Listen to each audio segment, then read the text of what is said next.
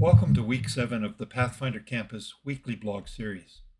I'm Barry Morgan, and together with Jessica Locke and Gord Sarkissian, we've developed a community that supports students beginning their career path and adults in the midst of a career transition. Our weekly blog series is designed to provide helpful tips and guidance as you navigate a major life change, and we hope you will allow us to join you on your journey. Imagine you wanted to learn to drive. So you bought every book you could find about driving, you watched hundreds of hours of videos, you passed a written test, and got a perfect score.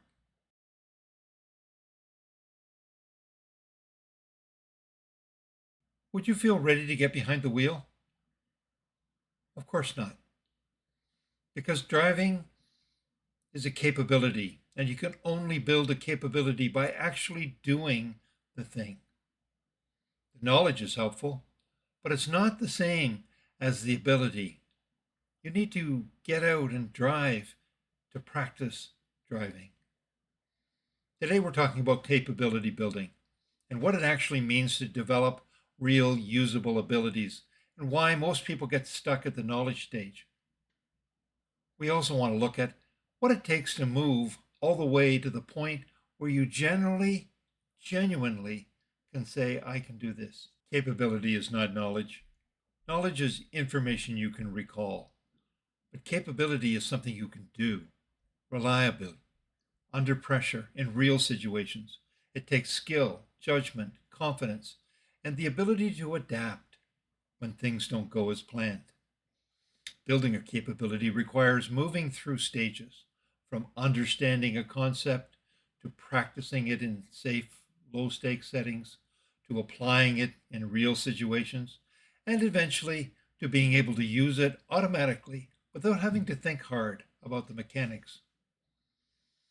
A concrete example might be the understanding of principles of clear business writing. That's knowledge. Being able to sit down and write a sharp, clear email to a difficult stakeholder under time pressure, well, that's capability. The gap between those two things is filled only by practice and real-world application. Here's the thing about the job market. Employers aren't hiring you for what you know. They're hiring you for what you can do. Credentials tell them you have the knowledge, but interviews, portfolios, work samples, references, those tell them whether you have real capability. That distinction matters more than most people realize. When you invest in building actual capabilities, not just collecting knowledge, you also become someone who can demonstrate value clearly. You can talk about what you've done, not just what you've studied. You can show examples.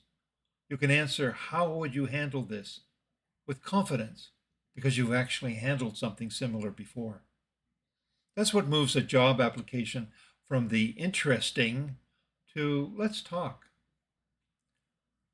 The biggest trap is staying in the learning mode indefinitely. One more course, one more certification, one more book. It feels like preparation, but at some point, preparation becomes avoidance, and learning becomes a way of postponing the moment when you actually have to try. Ask yourself this: when was the last time you actually did the thing you're trying to learn, rather than just learning about it? If the answer is not recently, that's probably worth paying attention to. The reframe here is simple, but powerful. You don't need to be ready to practice. You need to practice to become ready. Action builds capability. Preparation prepares you for action, but it can't replace it. There are 3 directions we can go with this. First, find low stakes practice environments. You don't need a job to start building a capability. Volunteer, take on a small project, or help a friend or a nonprofit create something for yourself. The closer the practice is to the real thing, the more it builds real capability. Don't wait for the ideal situation. Manufacture an opportunity to apply what you're learning. Second, seek honest feedback. Practice alone in a vacuum builds confidence, but not necessarily competence. The fastest way to build capability is to do the thing and get feedback from someone who can actually assess the quality of your work. That could be a mentor, a peer, a coach, or even AI. Feedback closes the loop. Third, raise the stakes gradually. Start with low stakes situations and move towards higher ones as you build confidence. This is how real expertise forms. Through progressive challenge, each step forward expands what feels manageable. The shortest path to capability is through action, repeated, reflected on, and gradually pushed a little further. Well, you already know more than you think. What most people need isn't more knowledge, it's more reps, more at bats, more moments of actually doing the thing, making mistakes, learning from them, and doing it again better.